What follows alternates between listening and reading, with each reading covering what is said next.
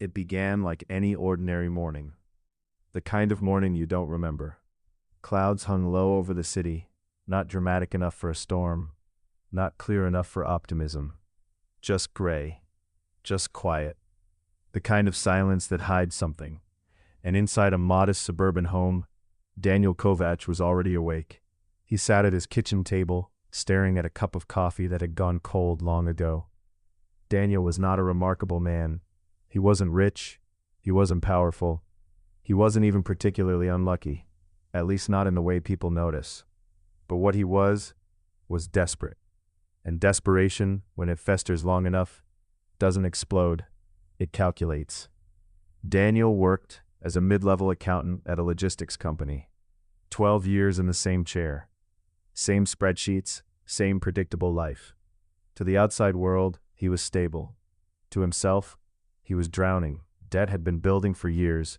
Small decisions, small mistakes, all stacking quietly.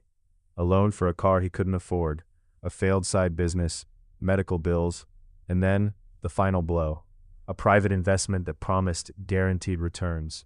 It didn't return anything, except ruin. By the time spring came, Daniel owed more money than he could realistically repay in 5 years. And that's when the idea first appeared. Not fully formed, not as a plan, just a thought, a whisper. What if something happened? At first he dismissed it. He wasn't a criminal. He paid taxes early. He avoided conflict. He followed rules. But the thought didn't leave. It evolved. What if I was robbed? Now it wasn't just a thought. It was a possibility. And Daniel was an accountant. He didn't act on impulse. He analyzed. He started with numbers. If his apartment was robbed, insurance could cover the loss. Electronics, jewelry, cash. A claim could wipe out a significant portion of his debt. Not all of it, but enough to breathe again. But there was a problem. Insurance companies don't just hand out money. They investigate. They ask questions. They look for inconsistencies. And Daniel knew something most people didn't. Fraud isn't caught because people are stupid. It's caught because people are inconsistent. So Daniel didn't rush. He prepared. Weeks passed, then months, and slowly, quietly, Daniel began constructing something far more dangerous than a lie. He built a story. He started by changing his habits. He began mentioning his valuables more often, at work, to friends, even casually, in conversations that didn't need it.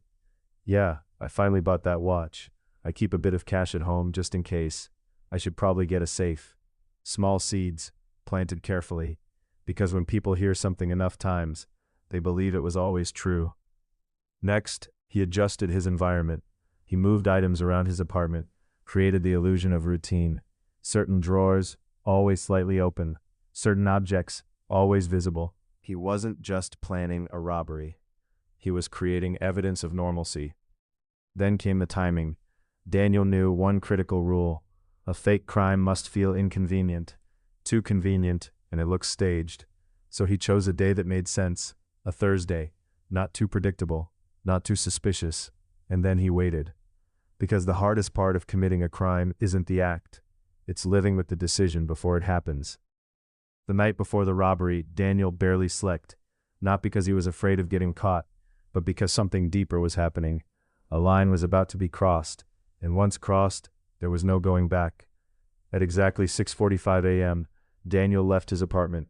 Same as always, same jacket, same routine. He even greeted his neighbor, smiled, acted normal, because normal was the most important part.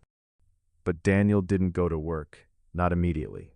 Instead, he drove to a parking lot 2 blocks away, sat in silence, hands gripping the steering wheel, heart racing.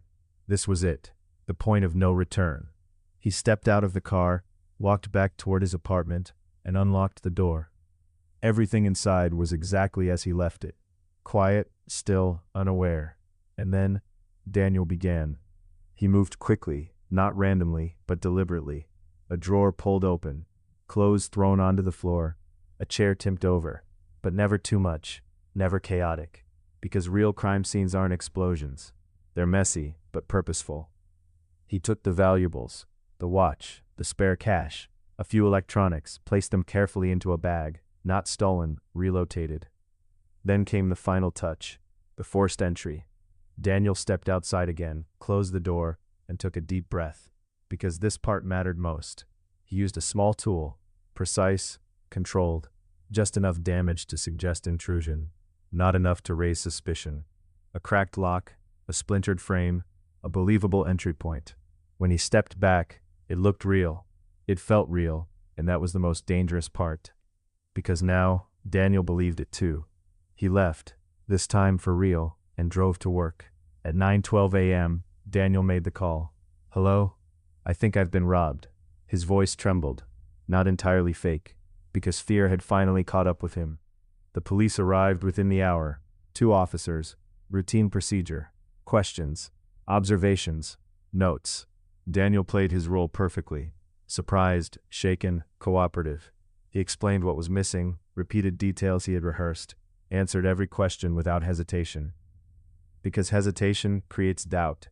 But one of the officers noticed something. Not something obvious, nothing dramatic, just a feeling. The scene was correct, too correct. The mess looked intentional, but not emotional.